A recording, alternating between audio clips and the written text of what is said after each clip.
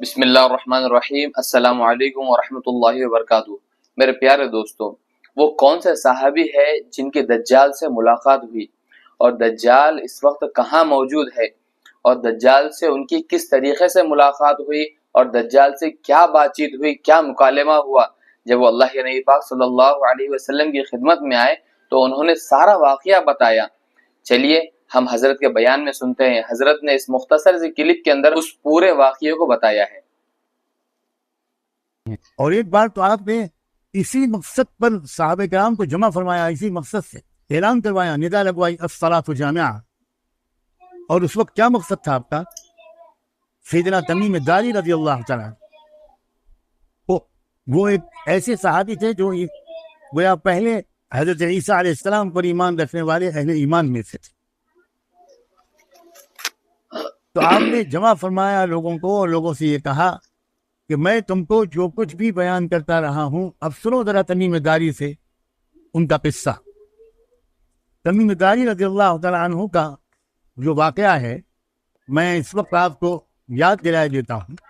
اس پورے حدیث کے الفاظ تو نہیں پڑھوں گا، نہ اس کا پورا ترجمہ کروں گا، لیکن اس کا کچھ خلاصہ انشاءاللہ پیش کرنے کی کوشش کروں۔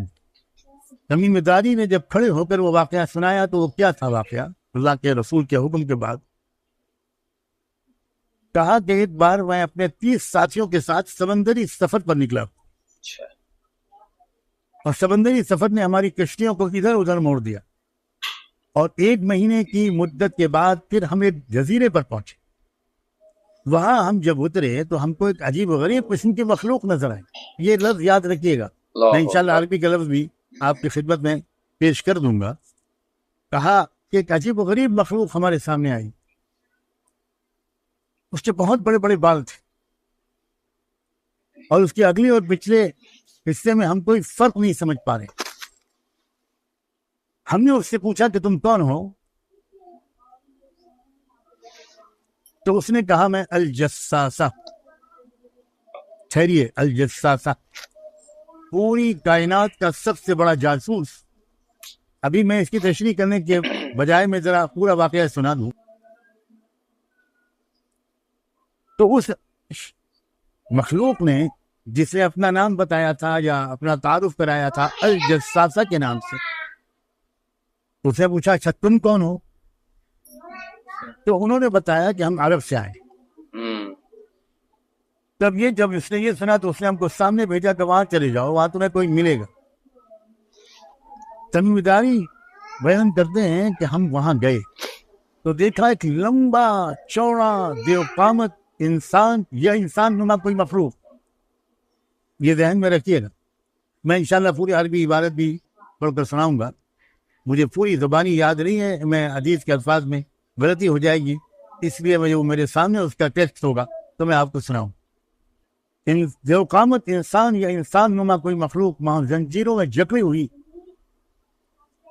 اور بھی تفصیلات آئی۔ زنجیر، ہاتھ اس کے گردن سے بنے تھے، اور کس طرح پیروں تک زنجیریں تھیں۔ اللہ اکبر۔ حضرت تمیم کہتے ہیں کہ ہم نے پوچھا کہ تم کون ہو؟ اس نے کہا پہلے تم بتاؤ کہ تم کون ہو۔ ہم نے کہا کہ ہم عرب سے آئے۔ اس نے کہا اچھا، ان پڑھ لوگوں کے علاقے سے، امیین کے علاقے سے؟ تو ہم نے جواب دیا ہاں۔ اس نے پوچھا کہ بتاؤ کہ ان پڑھ لوگوں کے پیغمبر کا کیا حال ہے؟ تو ہم نے جواب دیا، تمیم داری کہتے ہیں کہ ہم نے جواب دیا کہ وہ مکے سے ہجرت کر کے اب مدینے آ گئے۔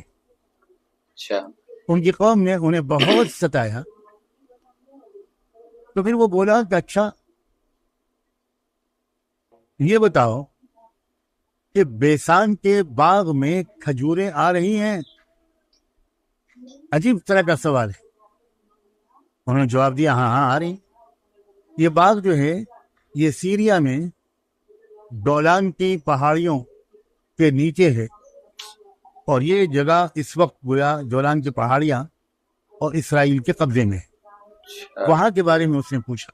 اب ذرا خوب دھیان سے سنیے گا کہ وہ کس علاقے کے بارے میں کس معلومات لے رہا ہے۔ پھر وہ کہنے لگا اچھا ٹھیک ہے، کچھ دن کے بعد یہ کھجوریں آنا بند ہو جائیں. پھر اس نے دوسرا سوال کیا. اس نے کہا کہ یہ بتاؤ کہ زغر کے چشمے میں پانی ہے؟ تو میں نے جواب دیا کہ ہاں ہے. اس نے پوچھا اچھا بتاؤ کہ بحیرہ طبریہ کا کیا حال؟ بحیرہ طبریہ کا کیا حال ہے؟ تو انہوں نے جواب دیا کہ ابھی تو ہے وہ. اس نے کہا کہ اس کا چشمے کا پانی بھی ختم ہو جائے گا. یہ سمجھ لیجیے کہ حضرت لوط علیہ السلام کی 2 بیٹیاں تھیں. ایک بیٹی کا نام تھا زغر، ایک بیٹی کا نام تھا طبریہ. تو یہ 2 تالابوں کے نام زغر اور طبریہ یہ دونوں حضرت لوط علیہ السلام کی بیٹیوں کے نام پر رکھ دیے گئے. اچھا. اس نے کہا کہ وہ پانی بھی بہت جلد خشک ہو جائے گا اور تب میری رہائی کا وقت آئے گا اور میں باہر نکلوں گا. اور پھر اس نے تمیم داری کے سوال کا جواب دیتے ہوئے کہا کہ میں المسیح الدجال ہوں. اس کی زیادہ تشریح تو میں اس وقت نہیں کروں گا. میں کہنا ہی تو اصل موضوع پر میں ابھی واپس آؤں گا. اتنا میں کہہ دوں کہ دجال کے جتنے بھی خیالات تھے وہ صہیونیت کا جو اس وقت مرکز ہے فلسطین اور اسرائیل اسی علاقے کے بارے میں تھے، اور ان سوالات اور اس علاقے سے اس کے تعلق میں سمجھداروں کے لیے بہت کافی اشارے موجود. ایک بات اور ثابت ہوتی ہے کہ دجال تو بہت پہلے سے موجود ہے. اہل نبوت میں بھی موجود تھا، رہا نہیں ہوا تھا. ایک وقت آئے گا کہ وہ رہا ہوگا. کب رہا ہوگا، اس کی کیا علامات ہیں، یہ میں انشاءاللہ بعد میں بیان کروں گا. مجھے پہلے اس موضوع کو مکمل کر لینے دیجیے. اس تمیم داری کے اس مشاہدے کو اس اہتمام کے ساتھ اللہ کے رسول نے صحابہ کو جمع کر کے جو سنوایا اور بیان کروایا، اس بات کی دلیل ہے کہ علامت قیامت اور بالخصوص دجال کے بارے میں تفصیلی علم ممکن حد تک حاصل کرنے کی امت کو ضرورت امت میں طلب ہونی چاہیے اور کوشش ہونی چاہیے.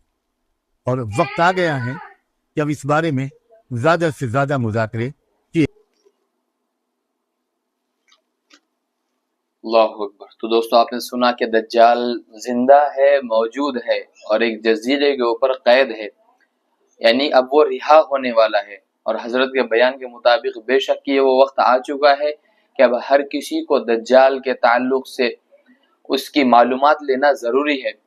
حضرت کے چینل کے اوپر سورہ کہف اور فتنہ دجال کے نام سے ایک پوری پلے لسٹ موجود ہے. آپ وہاں جا کر اس پلے لسٹ کو سنیے، انشاءاللہ بہت فائدہ ہوگا. اور آپ کو یہ ویڈیو کیسا لگا کمنٹ باکس میں ہمیں ضرور بتائیے.